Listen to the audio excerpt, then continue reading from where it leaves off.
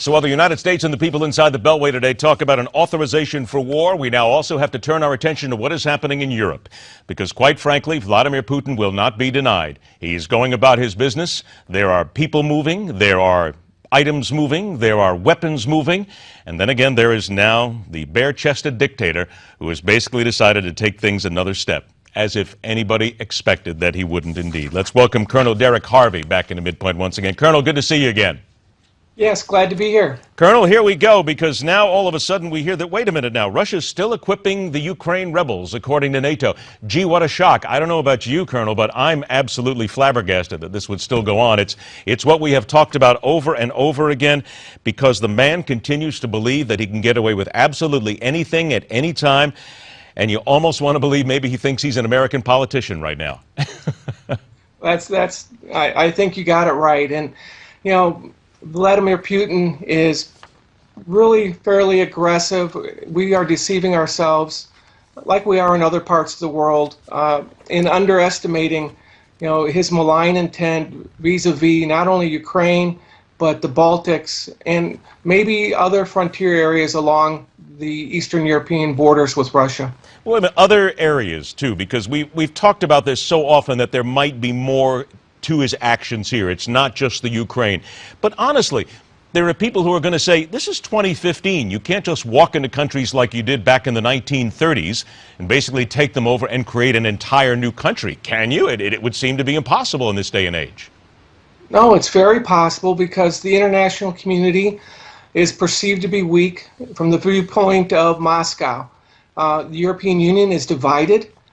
They do not want a confrontation. The United States has been very timid about stepping up to the plate and really supporting those countries along that frontier with Russia.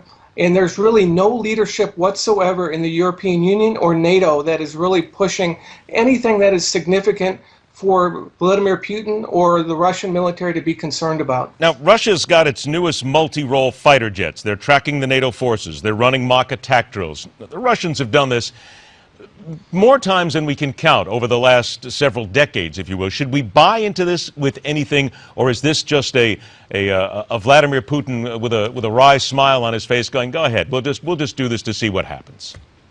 Well, I think it is testing. Just like they test along our Alaskan frontier, they test along the eastern seaboard with some of their long-range bombers.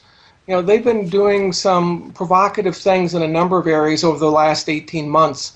So what is important, though, I think, is to keep in mind their military posture and how they could easily spring into a major operation from any one of the number of exercises that they conduct over the course of a year. What should we take from the fact that 3,000 U.S. troops are being taken to Eastern Europe for exercises?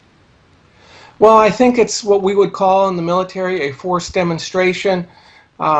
It's trying to show some commitment to sort of bolster the morale and the backbone of our new allies in that Eastern European zone. Moving some training elements and, a partial battalion with some armor last year was also a step in that direction.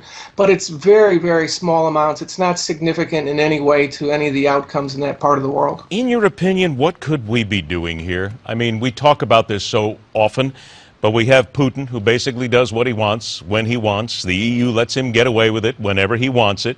We continue to sit back and we throw a couple of really wonderfully colored words at him every now and then. But what do we need to do? What would be the serious thing to do at this point to at least tell this guy that somebody's serious along the line?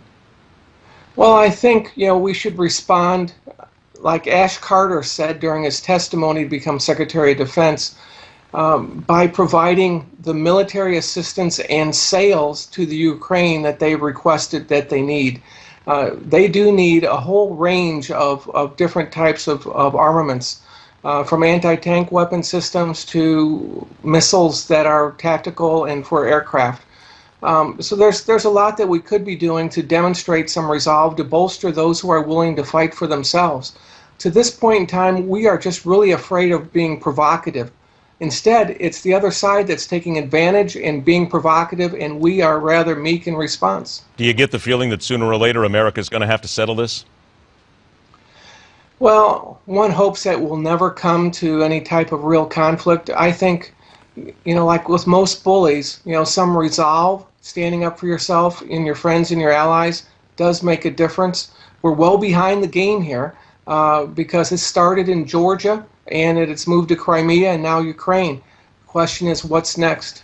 Terrible thing is, and I've heard a lot of people talk about this in the last couple of days, every time I have a discussion, they always talk about the appeasement that happened in the 30s and the 40s, and they can just see it happening again right here in the 21st century. Colonel Derek Harvey, always a pleasure, my friend. Thanks so much for joining us to at least dig a little bit deeper into the bare-chested dictator. Okay, take care. Thank you. All right, take care. All right, to the matter of Iran, those who claim the actions of certain lawmakers will ensure there is never a deal with a government that seeks to kill anyone and everyone.